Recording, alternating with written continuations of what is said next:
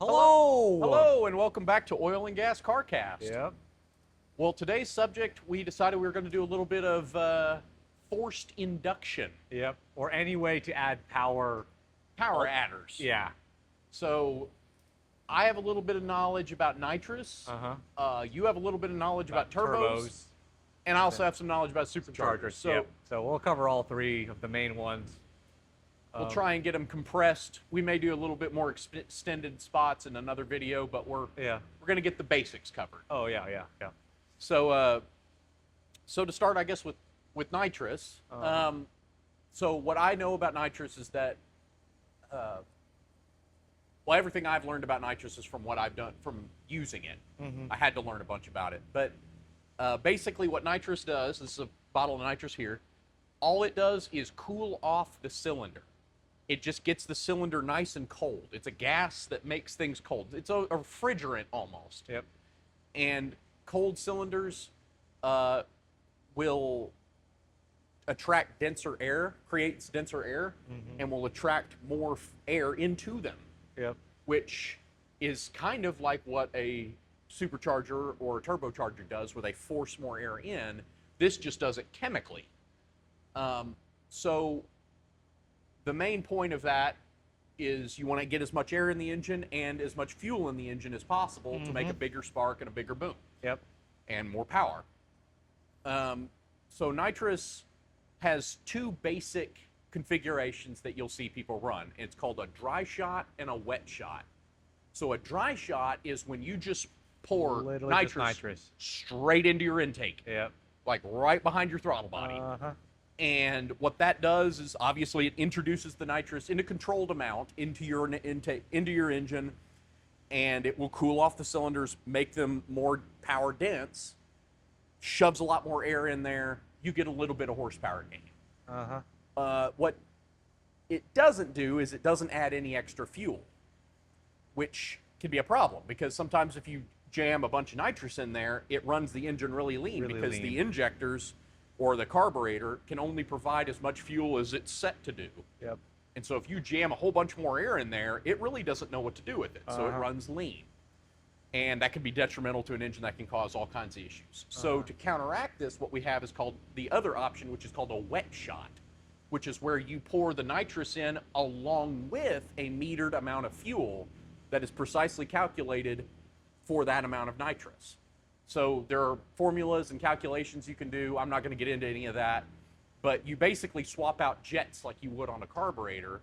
When you hit the button or when the nitrous engages, it will pour in a metered amount of nitrous and a metered amount of fuel to create a perfect mixture that creates boost. Basically, it just adds in that boost like a turbo or a supercharger does. And it adds the fuel in with it to keep it copacetic. And you get a crazy horsepower boost. And to deal with that, you have the names of it. So like a 50 shot, 100 shot, 150 shot. That's how much power you gain when you press that button. When you hear someone say, "Oh, I've got 150 shot," that means that's 150 extra horsepower.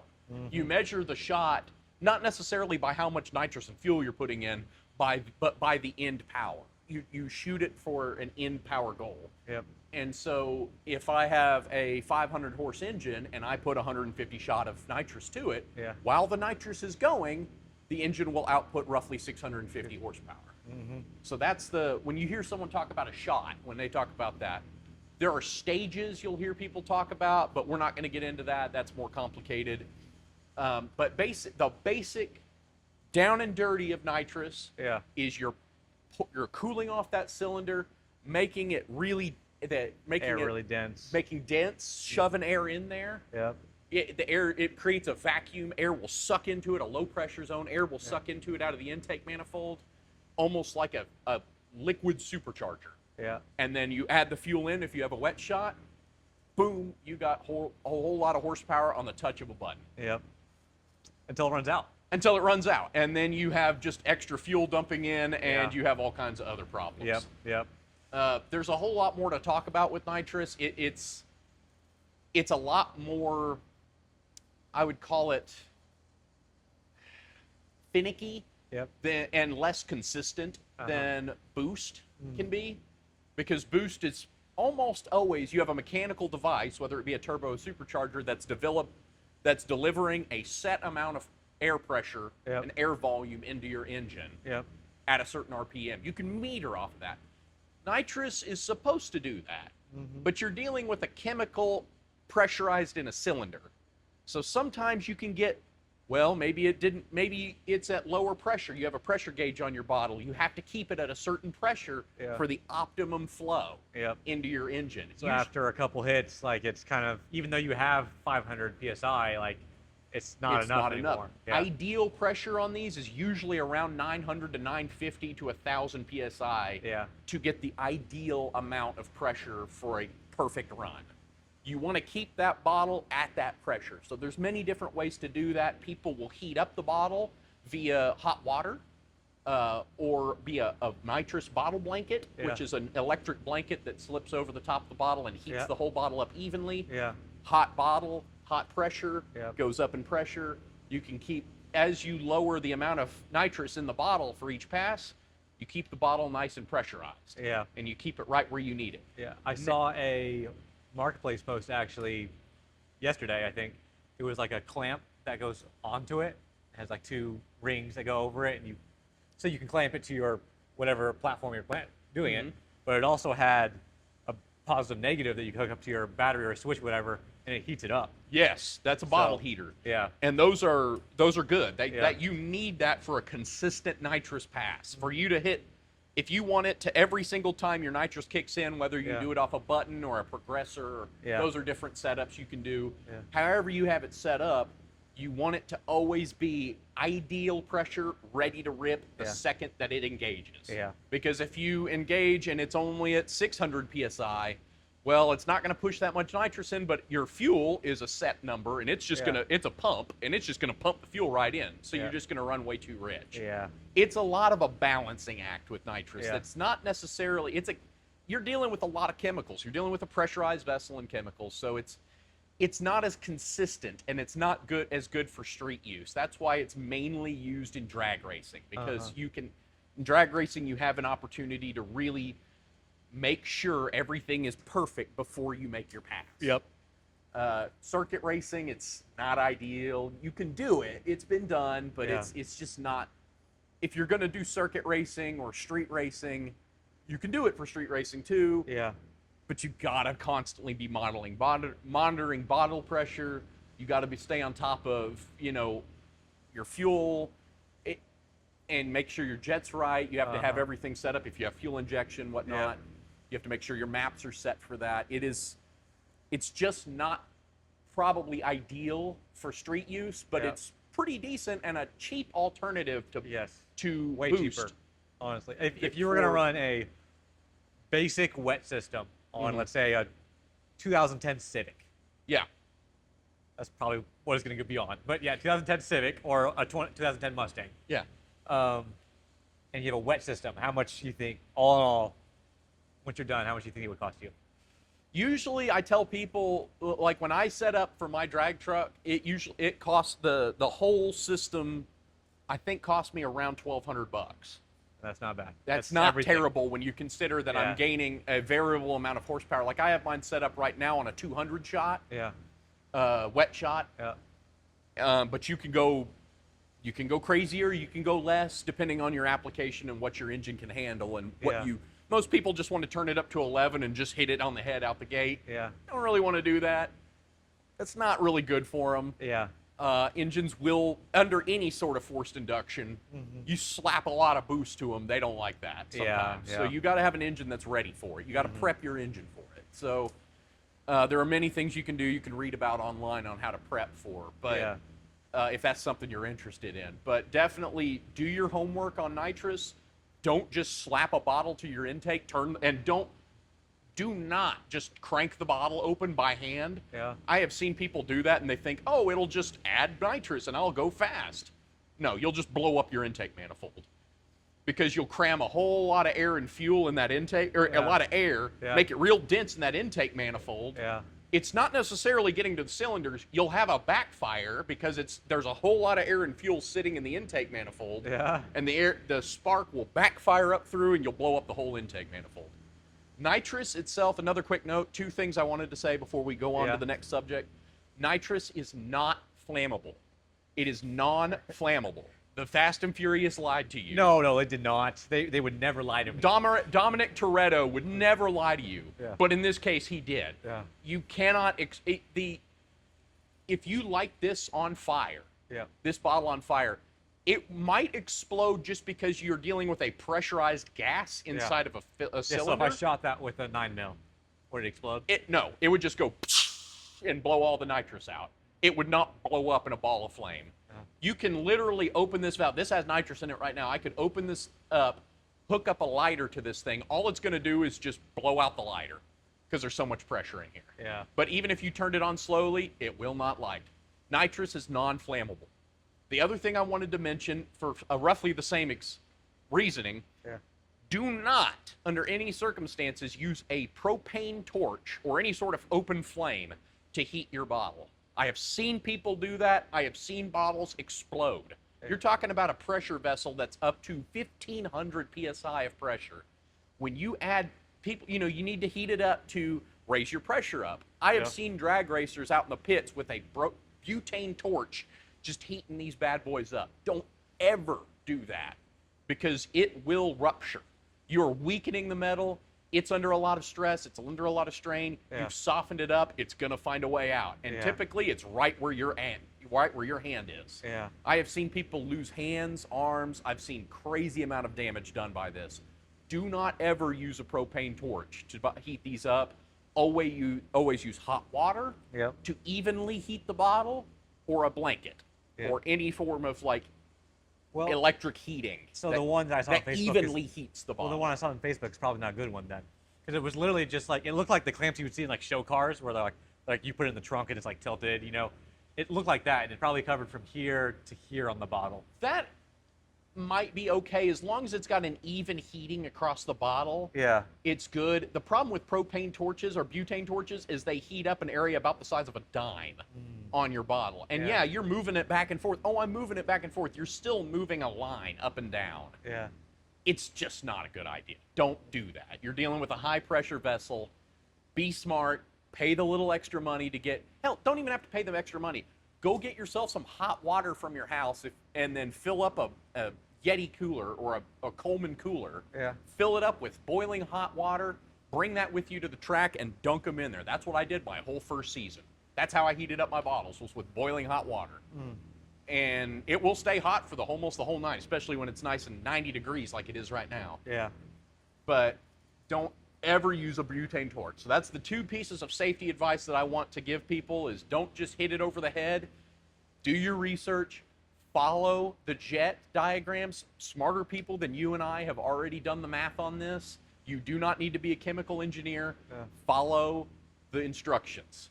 Read the instructions, and you will have a great time with nitrous. It is a fantastic budget power adder.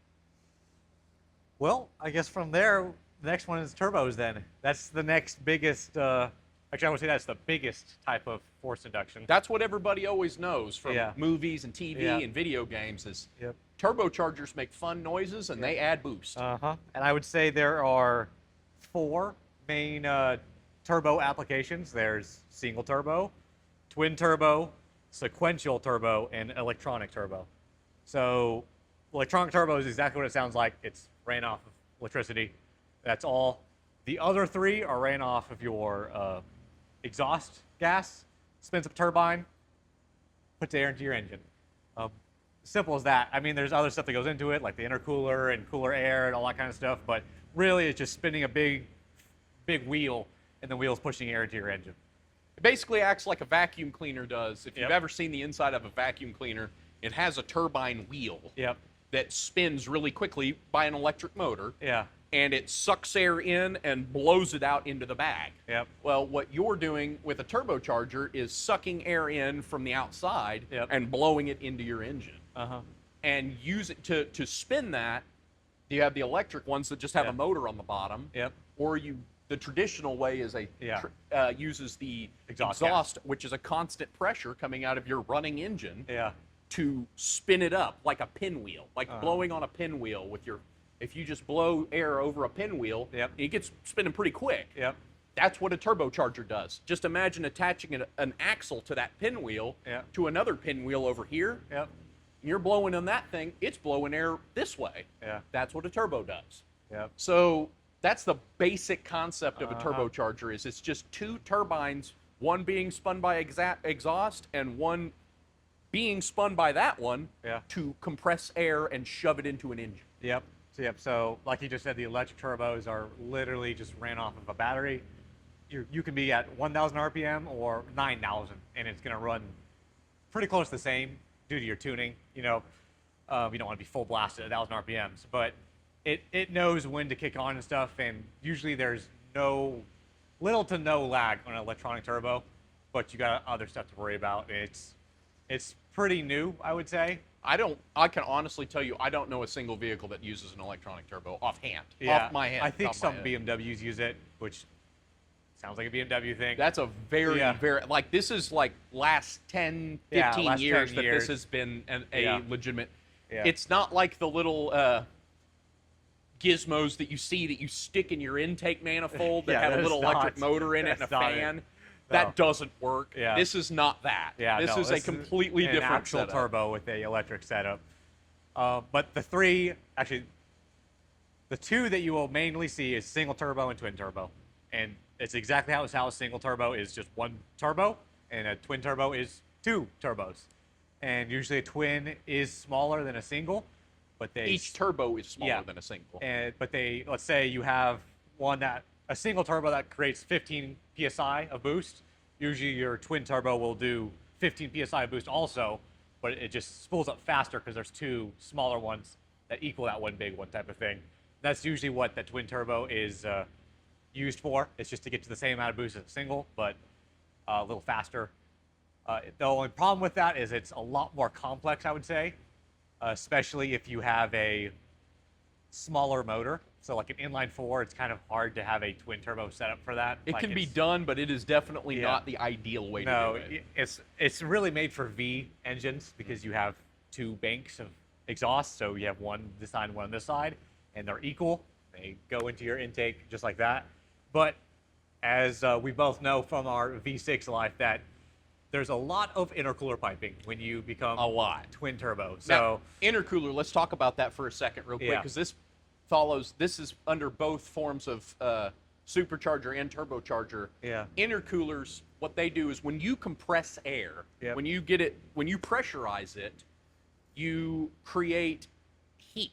It pressurizes it, air rams into each other, the molecules ram into each other, they get excited, that creates heat, friction and heat.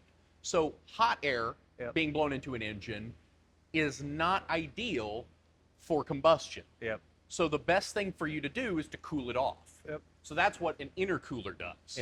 It's basically a radiator that sits in between your turbo or supercharger and your engine and uses either coolant or air to cool off that compressed air going into the engine before it gets to the engine. Basically cooling it off, making it ideal for, or at least closer to ideal for combustion, making way more horsepower. If you shove hot air into an engine, you may only get 50 horsepower from the turbo, but if you cool off that air before you go in, you have the potential to make maybe up to 110 horsepower out of the engine. It almost doubles it, honestly. Intercoolers make a huge, huge difference. And that is ever since probably the late 70s, early 80s is when they started really figuring that out. But that was about the time when cars started to becoming equipped with turbos from the factory, was around that time. Early turbos did not have that, so they were very primitive systems, low pressure, very primitive systems. But they also they had a bunch of other issues to them too. Once they figured out how to intercool that, that's when they started making some real horsepower, and that's when the fun began. And I think there's really two, but I guess kind of three main intercooler systems. There's their front mount intercooler, or FMIC, which you'll see that a lot. That, like, letter sequence, that means front mount intercooler. It's like right in the front of your vehicle, usually the very front, before your radiator or AC condenser. It's like people kind of like to show it off. It's a showpiece. Intercooler, If you've seen the cars that say HKS or Greddy right on the front of them, that's typically painted right on the intercooler. Really, kind of any brand. If you see any brand name on the front of a car on a piece of metal, it's probably an intercooler, not a radiator. Yeah. Even though it does happen on radiator sometimes. But yeah, it's usually right in the front. And there's also dual intercoolers, which is a front mount, but they just cut it right in half and they put it right on both sides of your car. That's usually very common in stock applications because of space, and they have to shove a whole lot of stuff in that tiny front area. So I know Volkswagen's big on using twin intercoolers. Nissan is. A lot of your European manufacturers. They'll have two very small intercoolers, like maybe this big. And again, there's pros and cons to that. You have, I think there's probably more pros than cons. But the pro would be you're not blocking your radiator, so you're getting a lot cooler engine bay, which is cooler air in a sense of that way also. And usually there's nothing in the way there on the side of your car, right in front of the wheel. So if you have holes there, like it's just free real estate for your air. But in that case, again, it's a lot more piping. That is the bad part about turbos and superchargers versus like a nitrous application. Your intake is no longer outside air, filter if you have one, throttle body, engine. It is now outside air, filter, turbocharger, intercooler, throttle body, engine. It gets a lot more complicated. And that turns into a lot more what potential seems leaks. like miles of piping. And potential leaks. That's the biggest culprit of people that lose boost is, well, one, heat soak, but then also just small vacuum leaks or boost leaks throughout their engine, especially on older cars because the rubber gets brittle and stuff, and you can lose, 10 psi easy. Oh yeah, we're talking about stuff. I mean, 10 psi doesn't seem like much if you're thinking of a car tire. But think about like a soda bottle. If you put 10 psi of air in there, it's jammed up. It's got a lot, and that soda bottle's, a liter bottle is about the same diameter as a lot of intercooler and turbo piping. So if you poke a little pinhole in there, it doesn't take long for it to dump that air all the way out. So no matter how good your turbo is or how good you have a setup, if you have a leak, it's gonna make the boost. And then I think a lot of people don't recognize that the biggest problem with vacuum leaks is the other side. You're at zero pressure, you have boost, which is above that, and vacuum, which is under that. If you have boost or vacuum leaks, you actually lose on both sides. So your vacuum would be, instead of -20, it's -15, which doesn't sound like that big of a deal, but now your car doesn't idle right, and also your turbo isn't as spinning as fast at idle, so it takes longer for it to build boost. So there's a lot of cons that go into turbo system because of the intercooler piping, unless you have like a really nice, welded, system that, you don't even take apart, like it's already one system, like then it's good because you have less potential leaks. But most cars have a lot of piping, rubber hoses, clamps. V-clamps, band clamps, silicone clamps, you'll see them all. Usually people will decorate them with different colors just to personalize their engine bay. But yeah, that's where a lot of leaks will form and stuff like that. So the best systems are ones that actually don't look that pretty. But that's when you look at a real car making a real like high power race car making some serious boost. They're not pretty. The piping on that thing, it looks like a mess. And then if you also want to make some pretty good power, most people go to mass air pressure instead of mass air flow, because then you can have an open turbo, meaning that you could see the turbine. Or they usually just put maybe like a honeycomb filter on that or something. But when you see those big performance cars and the turbos are in the headlights and stuff, they're on a mass air pressure sensor. MAP.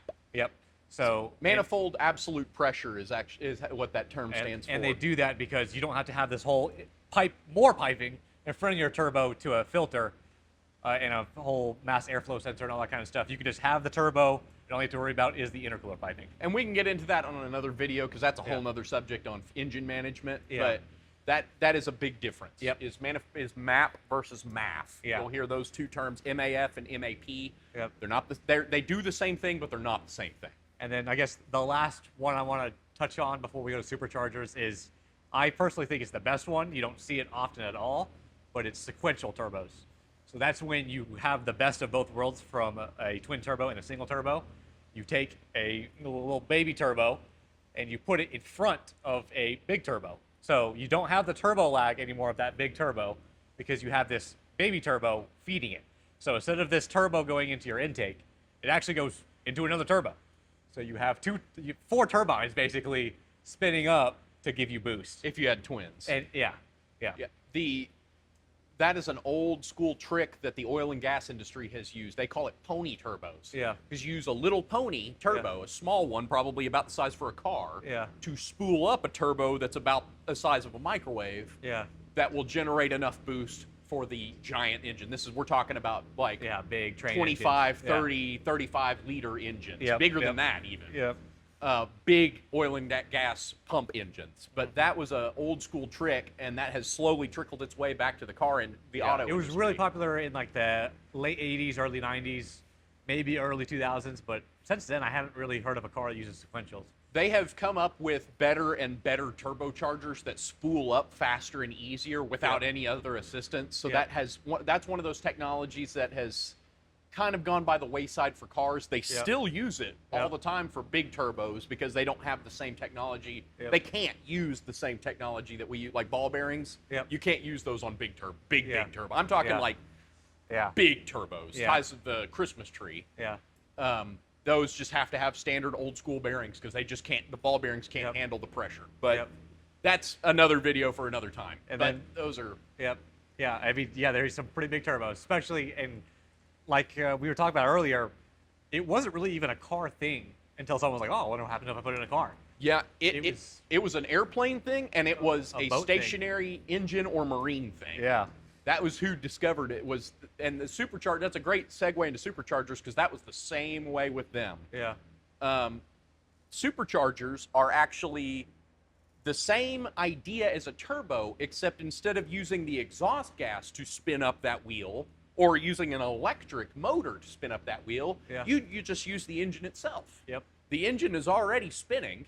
You can already hook things up to that engine. Might as well hook a belt up to it and run a turbocharger off of it. So that's when the supercharger came about. And for a long time, every form of forced induction was just called a supercharger. Because you were supercharging the air going into the engine. Later on, when they had the invention of when turbos became more mainstream, they felt the need to actually fling that off as a turbo supercharger, which then became a turbo. And that's how you get that little name deal. But superchargers that we're going to talk about today are all mechanically belt-driven or gear-driven or chain-driven superchargers that run off the engine. And those have multiple types too. But to finish off what we were just saying, all of these technologies, nitrous, turbochargers, and superchargers, all came from the aviation industry in World War II. They were trying to squeeze as much horsepower out of those engines as they possibly could. So they had to find any and every way. So you can thank your great-grandparents for figuring all this stuff out back in the 20s and the 30s, because that's how we got here. But superchargers have been around for a long time. We've seen them as early as the 1920s with Auburn and Duesenberg. We've seen them with Nash and with Studebaker, but all the concept is the same. They use the engine to spin up a turbine or some sort of gear that will force air into that engine. The three main types are Roots blower, centrifugal blower, or centrifugal supercharger, and screw blower. I kind of said that out of order. But blowers typically sit on top of the engine, on top of the intake manifold, usually in the V of a V8 engine or a V6 engine, or if it's a 4-cylinder or 6-cylinder off to the side. But they sit on top of the intake manifold, and they use two screws or these triangular rotors that they call them Roots type rotors that spin and compress the air and shove it down into the engine. Those have been around for a very long time, and they are not the most efficient way of adding power, but they work, and they're very simple. We've seen them for, like I said, as far back as the 20s. They were originally mounted to the Roots type blower as we know it, usually comes from Detroit two-stroke diesels, which required forced induction to run. They just could not run naturally aspirated, which is naturally aspirated, for those who don't know, is just regular engine without any sort of boost. Yep. These engines couldn't run without that. So they engineered this blower that would blow air straight into the engine and force the air in. Well, hot rodders in the 50s figured out, hey, they had a bunch of those old engines sitting around, and they thought, that looks like that would fit right on top of my V8 engine. Yeah. They figured this out, and thus supercharging was born. Yep. Well, later on, they figured out, hey, these triangular roots-type rotors, they're not very efficient. But screws that have 5 or 6 rotors on them and mesh together really close, now that's making some horsepower. Yeah. So around the 70s or 80s, they started coming out with screw-type blowers, which is what you have today on Hellcats and the LS9 has the screw blower. Yep. A lot of American Ford, superchargers. a lot of the Whipple superchargers you'll hear are screw-type blowers. But they make some serious horsepower, and they make a very iconic noise because of the gear drive on the front of them. Yeah. They have to take that engine speed. The engine doesn't turn fast enough, so they have to use a small transmission to speed up what the engine is putting into it to speed up those rotors to go even faster. Yep. And you have this iconic whine sound. Whenever you look up a supercharger, you're usually going to hear that whine. That's usually what's most iconic. The Hellcats especially. Yeah. They engineered them to make that noise. Yeah. But those types of blowers they're blowers. So they sit on top. Then you have a centrifugal supercharger, which those are also very old, but they have become more popular in the past, I would say, 30 years. Yeah, because you can use it for 4 cylinders. Yes. A lot of these superchargers are made for V, like you said. It's kind of hard on a 4-cylinder to do that. It can be done. Yeah. Chevrolet did it with their Ecotec supercharged and the Cobalt SS supercharged. Yeah. It has been done multiple times. I can think of a few others, but I'm not going to get into that. But whenever the centrifugal supercharger started coming out, what they are is you take half of a turbocharger, the compressor side, which has the little spinning blade, your pinwheel that spins, and instead of putting the exhaust side to hook up, you just hook up a transmission and a pulley, just like you would on a blower. And you run that to your engine. And it works. It's a very simple way of building boost. And honestly, it makes it, you use the same style intake piping as you would for a turbocharger, except, and you still run an intercooler. You can run an intercooler. Blowers, a lot of time, you can't. They do have a few that do. That's, again, very recent to add intercoolers to blowers. That's a pretty recent idea. But the intercoolers in front of centrifugal superchargers are way more efficient, way easier to use. They can be mounted pretty universally on the front of the engine anywhere. And even if you're really tight and narrow, you don't have to change your exhaust. You can just bolt it straight onto the front, run your boost in, and it's a linear progression. That's the other thing about turbos and superchargers that is different. Turbochargers have to wait for the exhaust to spool up the turbos. You get what's called turbo lag.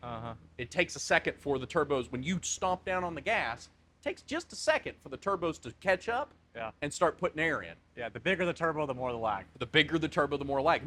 You think about these pinwheels you're spinning around. Big pinwheel's going to take a lot of energy. Small pinwheel doesn't take as much. But the supercharger doesn't have that problem. It's attached to the engine. So if the engine starts going faster, well, the supercharger starts going faster instantly. So you get instant throttle response at the cost of it does take power to make power. Turbochargers use free power, basically. Exhaust. It's already leaving the engine. It's not doing anything. They're capitalizing on that. Superchargers take power right from the crank and use it to turn that supercharger, which can lose low-end power when they're not making boost. But they can definitely make up for it in how much they give back. In what they give back. So and a lot of torque. So much torque you can twist a chassis right off the line. Right off the line. Right off the line. And then you have the people that combine multiples of together. You're like, oh well, I want to do a super turbo, which is where you have a supercharger feeding into a turbocharger. Nissan did that on the Super March Turbo in the 80s. I think there's been a couple of German cars that have done it as well. We're forgetting the main one, though. The one that stole the business on that. The Lancia Delta. The Lancia Delta S4. The original, one of the original rally cars to come up with twin charging. Twin charging is what it's called. The coolest thing about that car, it's kind of a little off subject, but the coolest thing about that is if you look at like the specs, if you just like to type in the Lancia Delta S4, 0 to 60, it'll pop up. You can do it in 2.9 seconds. That's insane, by the way. On gravel. That's the cool part. They never tested it on asphalt, apparently, but 2.9 seconds on gravel. That's insane. Which is so power. cool to say. Be like, yeah, I can go 0 to 60, 2.9. On gravel. On gravel. The supercharger spools up early at low RPM, gives you that boost coming in. Just about the time the turbo kicks in, supercharger disengages, turbo takes it up from there. You get the best of both worlds with none of the loss. Kind of like a sequential turbo, honestly. It's very expensive and very complicated to set up, which is why you don't see it very often. People will do it nowadays on custom builds, but you're not going to see it very often. I really want to do it on mine. It is it's a really cool setup. The original Detroits I was talking about, they also added turbos to those on top of the superchargers, but those were less of a twin charging setup and more of just doubling it. Just adding more boost to it on top of the boost. Those big like muscle car show cars that you see that have the, like the big hood blowers that come in, the ones that like just like stack, does that actually do anything, or is that just kind of for looks? Both. It does do something. It does add boost. But it's not exponential gain like you think it is. You're shoving compressed air into a machine that compresses air, so it's already compressed. Right.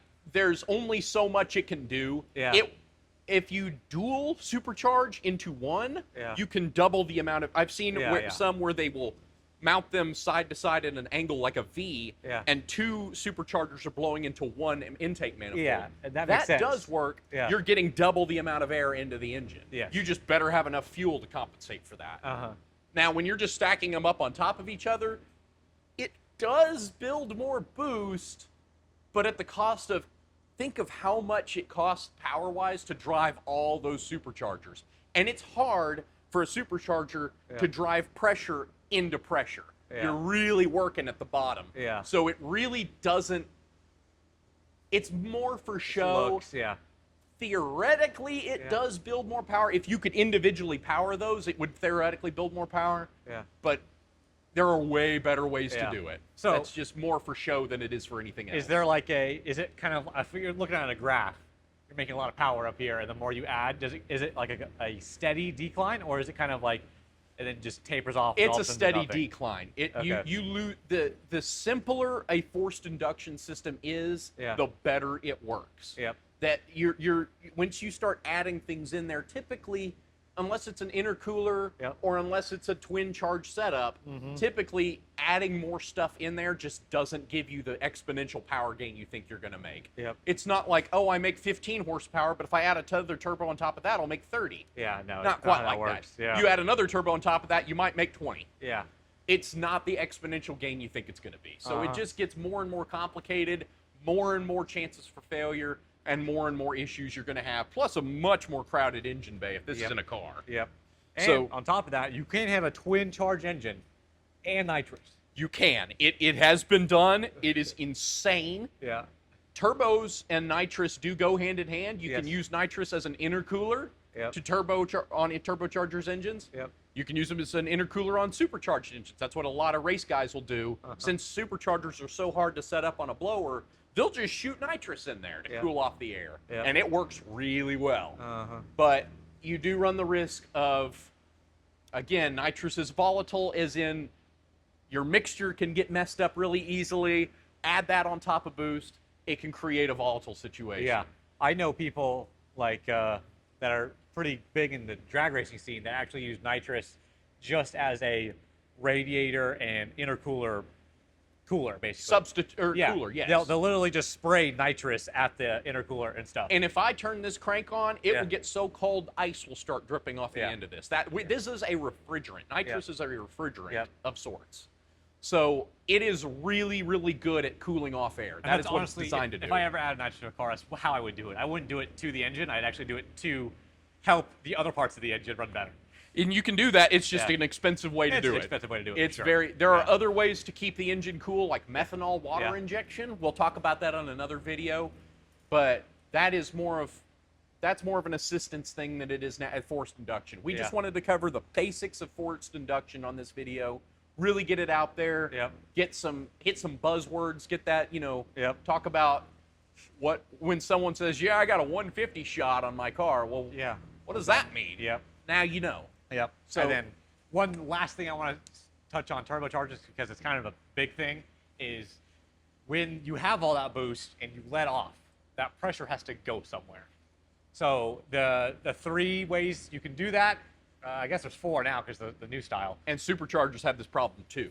So this applies to them as well. You have a recirculating check valve, basically. So when it senses that you're no longer trying to make boost, it will circulate it back into the turbo to keep it spooling, because when you let off of the throttle, obviously exhaust goes away and your turbo starts spooling.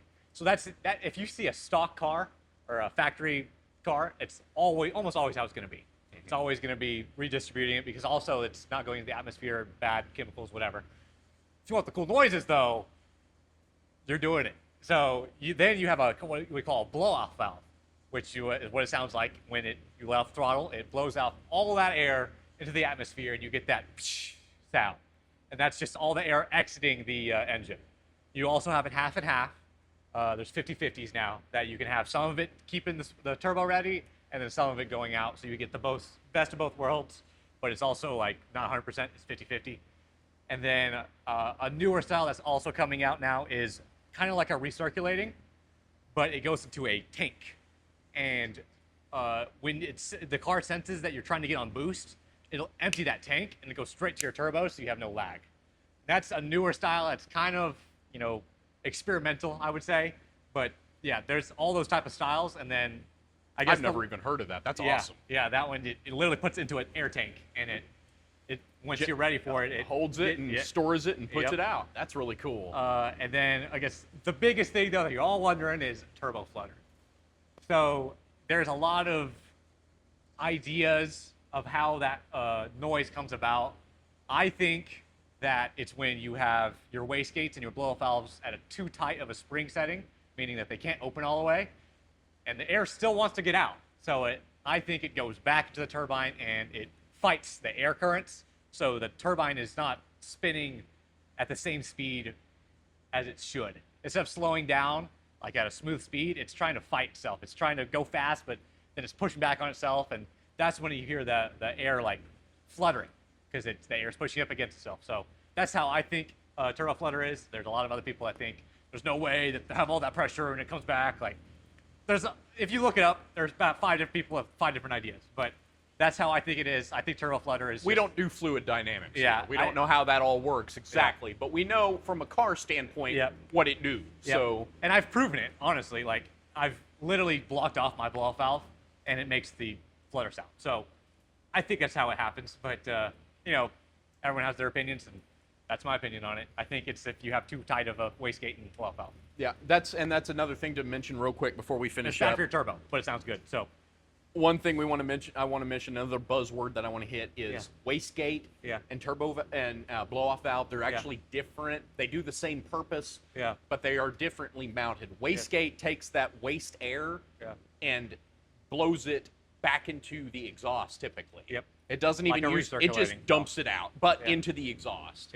And that is used typically on a stock application or on a supercharger. On the superchargers, it will typically dump it back up into the intake for basically to blow out, or sometimes blow outside the vehicle. Sometimes it blows it back into the intake. Sometimes it uses it to go around the supercharger and just dump air backwards into the intake, and you don't make any boost. Anyway, wastegates typically are used to control boost pressure. Because a if you want turbo max of 15, that's all you're going to make. Turbos can just keep going as long as you can keep spinning them, and the faster they go, the more pressure they're going to build. Well, maybe you don't necessarily need 25 psi in your car. Maybe you only want 18 to make the ideal power and not explode your engine. So you keep the wastegate you set it, and it keeps that pressure from going beyond that point. It's like a regulator. And then a blow-off valve is really when you let off the gas or get right back on it again on a supercharger, and you generated a whole lot of boost, but it has nowhere to go, it blows it out to the atmosphere. Yep. It's really to keep your engine safe. It's safety or your devices. turbo safe if you're on a turbo. Old school blowers had what's called a blow-off plate, where they actually had a spring plate on the back of the supercharger that whenever it generated too much boost and had nowhere to go, it would explode out the back of the supercharger. These springs would hold it in place, so it would vent it all out and then slam that plate back together. Some of them don't even have, some of them on like top fuel cars, that's not enough. And they have nowhere to go, so they blow the supercharger straight up in the air. And you'll see straps mounted to the sides of the supercharger to hold it from going up into the atmosphere and hold it from blowing through your hood. Yep. Yeah, that's talking way bigger though. So we're not in that subject. That's if you're in the NHRA top fuel and top alcohol. Yeah. On that note, if you ever see like a hood exit exhaust, especially on turbo cars, actually just on turbo cars, with a hood exit, you'll see two pipes coming out, usually a smaller one and an exhaust. The smaller one's the wastegate, and that's why there's two. They keep it separate, probably for better flow, or it actually also don't know cool. why. Yeah, it does look cool, but yep, that's that other smaller pipe you see. But so that's basically your forced induction run around simple tutorial from what we know. And if you guys know anything more about forced induction, please leave it in the comments. Talk to us on our YouTube page. We have a Spotify page. However you want to interact with us, that's great. As long as your takeaway of this was turbochargers are the best out of the three, then we're good. Anyways, well, we all have our opinions. Talk to y'all next time. See you later.